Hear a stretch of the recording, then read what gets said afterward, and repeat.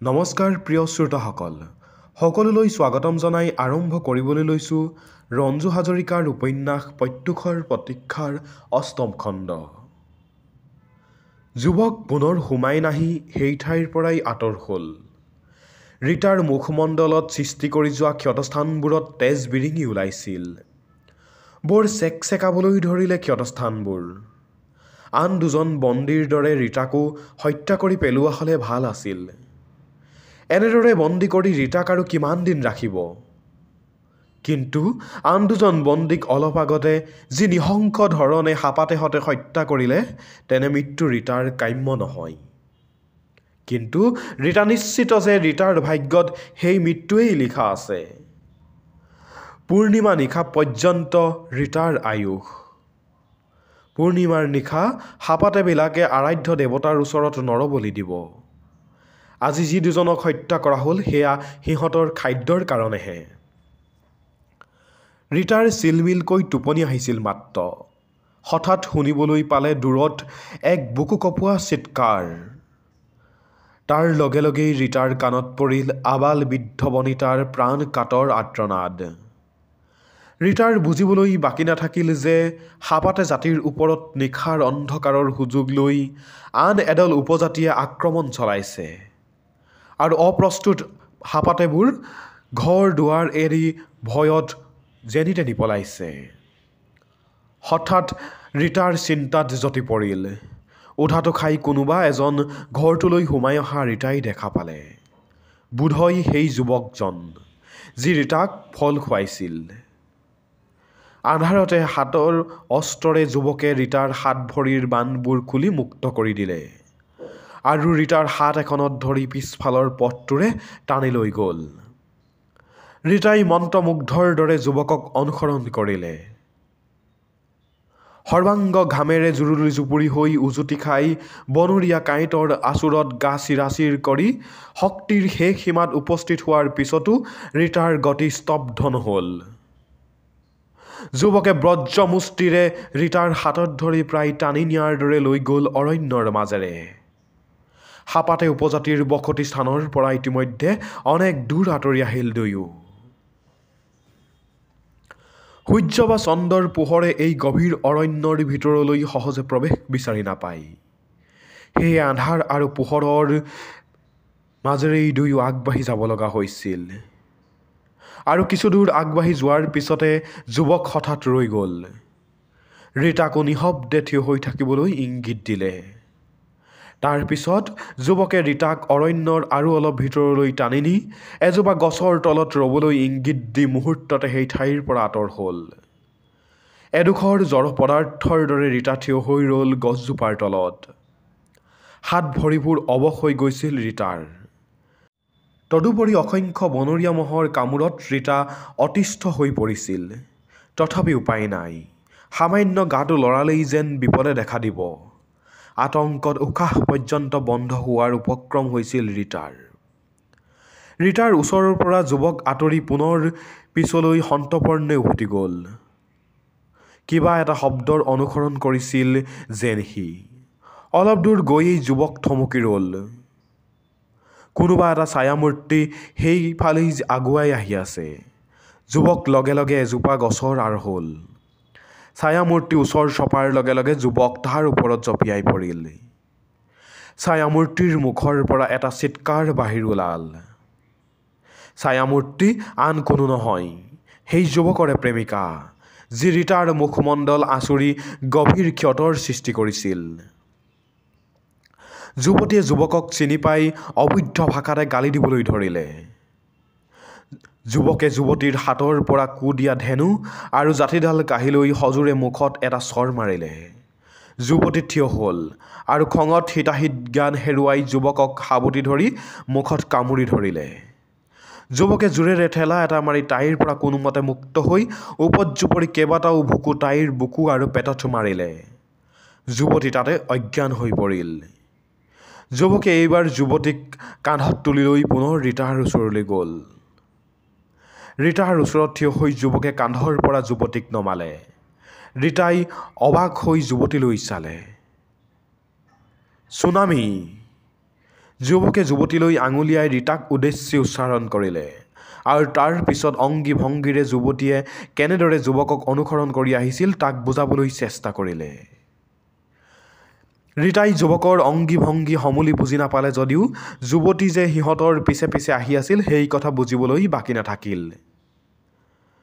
যুৱতীক দেখুৱাই যুৱকে চুনামী বুলি উচ্চাৰণ কৰিছিল। চুনামী বোধ হয় যুৱতীৰ নাম, ৰীতাই মনতে ভাবিলে। যুৱকে পুনৰ যুৱতীৰ দেহাটো কান্ধত তুলি ল'লে আৰু ৰীতাক অনুসৰণ কৰিবলৈ ইংগিত দি পুনৰ অগ্ৰসৰ হ'ল। ৰীতাৰ আগবঢ়াৰ শক্তি আৰু নাছিল, কিন্তু যুৱকক অনুসৰণ নকৰিলে হয়তো আকৌ নতুন কিবা বিপদৰ সন্মুখীন হ'ব পাৰে। যুৱক যে ৰীতাৰ হিতাকাংক্ষী সেই কথাত সন্দেহ নাই। হাপাতে জাতিৰ ভয়াৱহ বিভৎস হত্যা প্ৰথাৰ কথা মনত পৰাৰ লগে লগে ৰীতাই যেন ক'ৰবাৰ পৰা কিছু শক্তি ঘূৰাই পালে। এই শক্তি ক'ৰ পৰা আহিল ৰীতাই ভাবি নিজেই আচৰিত হ'ল। এইবাৰ বেছি দূৰ যাবলগীয়া নহ'ল ৰীতাৰ। কিছু দূৰ গৈয়েই এখন নদীৰ পাৰত উপস্থিত হ'ল। যুৱকে নদীৰ পাৰতে যুৱতীগৰাকীক কান্ধৰ পৰা নমাই শুৱাই থ'লে। যুৱতীয়ে তেতিয়াও জ্ঞান ঘূৰাই পোৱা নাই। তাৰ পিছতে যুৱক ৰীতাৰ সৈতে নদীৰ পাৰে পাৰে কিছু দূৰ আগবাঢ়ি গ'ল। এঠাইত ৰীতাই আজলিয়ে আজলিয়ে নদীৰ পৰা পানী লৈ খালে। হাত মুখবোৰো তিয়াই ল'লে। যুৱকে ৰৈ জোনৰ পোহৰতে ৰীতালৈ চালে। মূৰৰ চুলিবোৰো তিয়াই ল'লে ৰীতাই। যুৱকে হঠাৎ কিবা এটা ক'লে। ৰীতাই যুৱকলৈ চালে। যুৱকে ইংগিতেৰে মাতি আগবাঢ়িল। ৰীতাইও পুনৰ অনুসৰণ কৰিলে। অলপ আঁতৰতে নৈৰ পাৰত কেইখনমান ডুংগা ৰীতাই দেখা পালে। ডুংগা এবিধ সৰু নাও। তাৰ এখনত যুৱক উঠিল আৰু ৰীতাকো উঠিবলৈ ইংগিত দিলে। ৰীতা উঠি ডুংগাখনৰ এমূৰত আউজি বহিল। যুৱকে দ্ৰুত হাতেৰে বঠা চলালে। ডুংগাখন নদীৰ সোঁতৰ বিপৰীতে অগ্ৰসৰ হ'ল।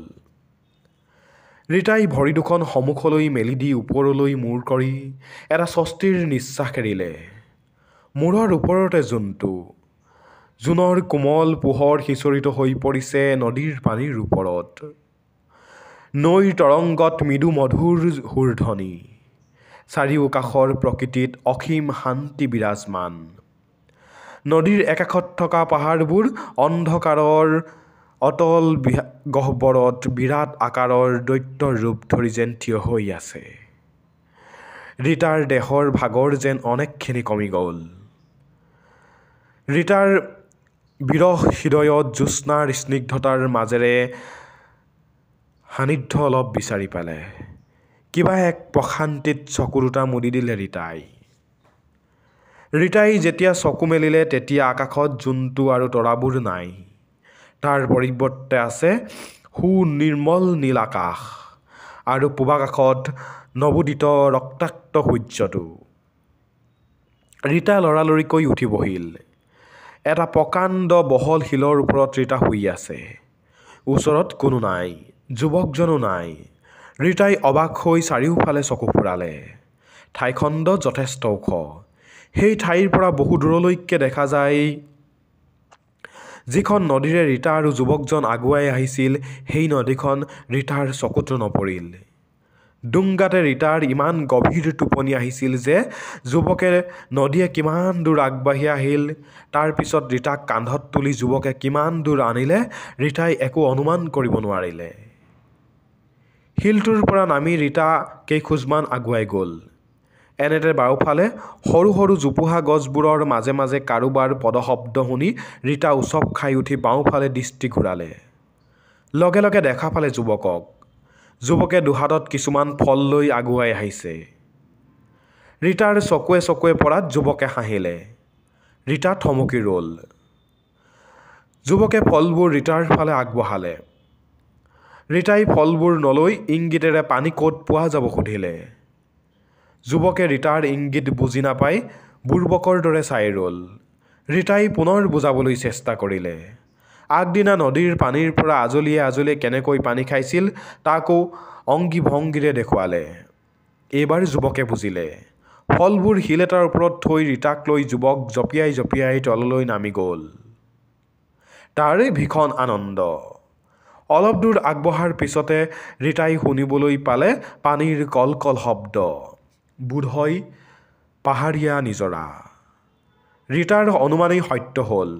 অলপ দূৰ আগবঢ়াৰ পিছতে দেখা পালে বহু ওপৰৰ পৰা জলধাৰা পোনে পোনে তললৈ নামি আহি এটা সৰু জলপ্ৰপাতৰ সৃষ্টি কৰিছে আৰু তাৰ পিছতে শিলে শিলে খুন্দিয়াই নামি গৈছে তললৈ। কোনোবা বিশাল নদী বা সমুদ্ৰত আত্মবিসৰ্জন দিবলৈ নামি গৈছে সেই নিজৰা।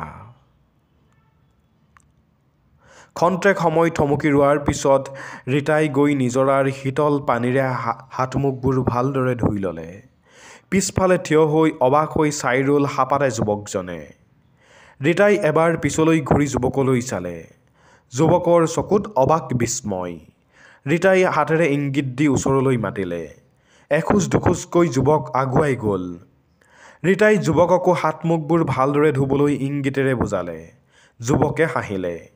ৰীতাই যুৱকৰ হাত এখন ধৰি পানীলৈ নমাই লৈ গ'ল আৰু যুৱকৰ মুখত পানী এচলো সানি দিলে। যুৱকে হাঁহি হাঁহি পানীতে বাগৰি পৰিল। তাৰ যেন হাঁহিৰ শেষ নহয়।